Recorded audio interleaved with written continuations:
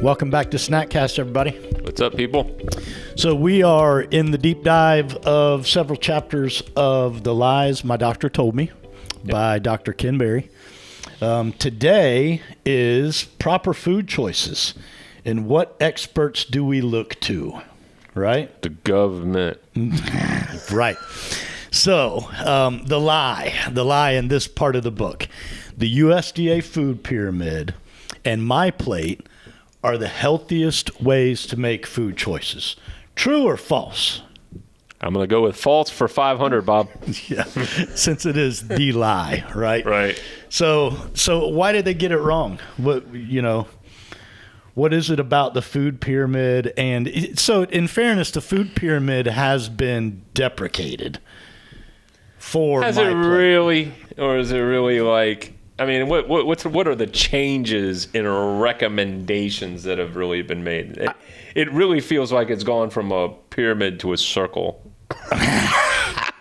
They just needed to rebrand. Right? Yeah. It's like what was it? MyPlate.org. Yeah. Yeah, right. Kind of like banks do, right? Mm-hmm.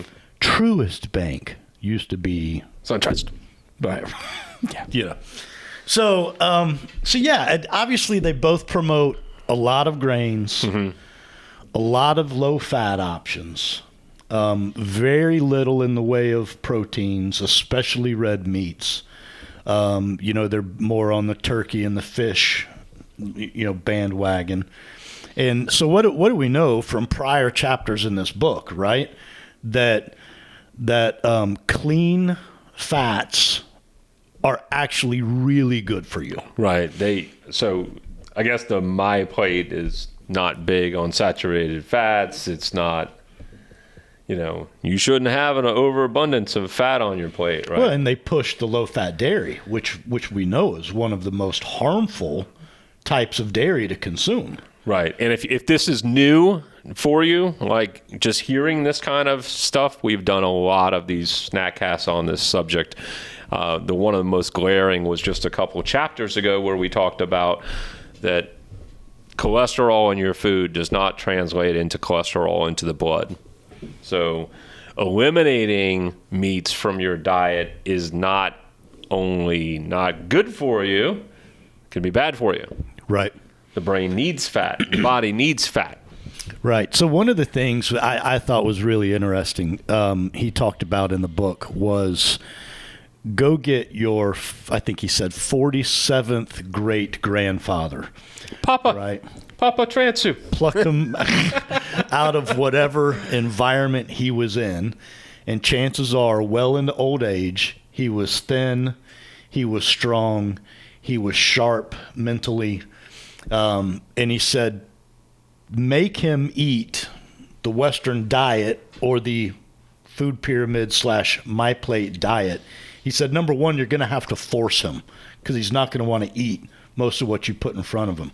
But once you force him to eat this stuff, after a year, he will have put fat on his belly, fat on his butt, fat on his neck. He will be slower, not lean, and dumbed down just a shade. You mean he won't believe that Wheaties is the breakfast of champions? But it is, isn't it? Larry Bird told me that. Right? So true Larry Bird story, my brother-in-law had a signed Larry Bird box of Wheaties and the dog ate it. Off topic, but Yeah, good. The little dog. Little nugget. So what happened to the food pyramid? Why did it get the nutritionist that designed the very first one then handed it to Big Food and Big Ag for their input? Nice. Input. Big Food, Big Ag changed it. That's right. I remember hearing that part. Before it was released to the public. Before it was released. Right? Right. To ensure that it had these food products. It had more greens on it, did it not? Than the original? That's what was inferred. Right. So yeah, Big Food, Big Ag, they kind of got the final say. And you might say, okay, well, why does this matter to me, right? If I'm learning and reading and figuring out a better way to eat, why should I care? Well, any associations, enterprises, whatever, I don't even know the right word to say, that takes federal money has to abide by these things. Think of our public school system and how we are feeding our children. It probably goes to hospitals too, right? Oh, I'm sure. If they take Medicare, Medicaid, I'm sure. You know, so the people in the hospital sick are forced to eat Crap. a shoddy diet. Right. Our children are being forced to eat shoddy diets, all under the guise of my plate. Yep. You ever had a big bowl of pasta at lunchtime? Oh, yeah. You come back to the office, how do you feel? Miserable. Nap time. Right. What do you call it? Dirt nap? And dirt nap, right? So how do you think your kids feel after that? How did I feel? I remember Good. being in school, dude, taking the desk naps and Right. Good, waking up with a little drool under your, good learning environment, right? Let's feed them crap and then. Yeah. So, yeah, they get it all wrong, right? He's a big fan, and I don't want to put words in his mouth. What I took away from it was, you know, he said, eat according to your DNA. Hundreds of thousands of years we've been on this planet. Our DNA is designed to try to get stronger. It's designed for survivability. And it's only been in the last 100 or so years that we've inserted low-fat dairies, processed starches, grains, sugars. That's all brand new, and our DNA doesn't know how to process it. So he says over and over, you know, eat according to your DNA. Think about what your 47th great-grandfather would have eaten and try to eat that way, right? Well, they're talking about that now with all the food shortages, right? Like grandma and grandpa weren't so stupid now. They saved their bacon grease and their meat grease and their lard and they canned and they made their own vegetables and they knew what was in their food. And grandma went out and chopped the head off the chicken and, you know, we ate all of the chicken.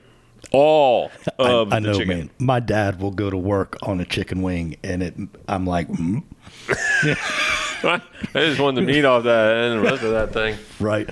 But they did. They used the bones for stews and for they used everything. Yeah. So don't tell me that they didn't eat fat. They eat fat in a large amount. You ever boiled bones? And the fat content that comes out of it? Yeah, I hear. In the broth? That, right. It's beautiful. Right. So that's really about it. Like every episode, he generally leaves it with homework. Like, don't believe me? Here's a book. The one he points us to this time is called "Death by Food Pyramid: How Shoddy Science, Sketchy Politics, and Shady Special Interests Have Ruined Our Health" by Denise Minger, 2014. Interesting one. Right? I mean, she really beats around the bush. Death by food pyramid, right? Shoddy science, sketchy politics, and shady special interests. Right. Yeah. You know, I'm glad she kind of went around the subject and didn't hit really hard to go right at it. So awesome. That's all I got today. Questions, comments, concerns, hit us at snackcast@yes.fit. Stay moving. See you.